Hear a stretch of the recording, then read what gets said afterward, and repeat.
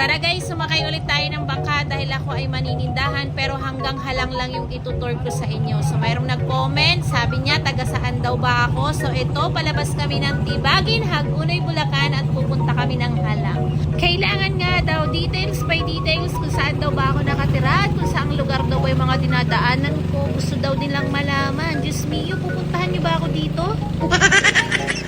Huwag naman po sana kasi wala pa po ako ipapakain sa inyo. So, ang bilis nga natin, nandito na tayo sa may Santa Elena. So, ayan, paliko na siya. Ang init, pero nagbibideo pa rin ako, guys. Alam nyo na, kailangan content. So, dadaan tayo dito sa may tulay ng Santa Elena.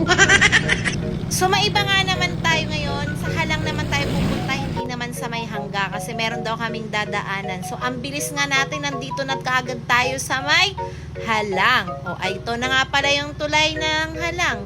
Ayan na, sira-sira na siya. Pero wag kayong mag-alala, malapit na yung gagawin. Ayan, at dito nga sa kabila ay meron ng footbridge. Isasara nga tong tulay kapag gagawin na siya. So, pansamantala, yung tao dito muna dadaan sa may footbridge. So, nandito na tayo sa Halang, guys. Halang, Hagunoy, Bulacan. So, ayan, complete details na to, ha? So, hanggang dito na lang muna kasi baka sundan nyo naman ako sa iba kong pupuntahan. Matutuklasan nyo na naman kung saan ako pupunta. So, dito lang muna tayo sa may Halang. So, thank you for watching. Salamat po.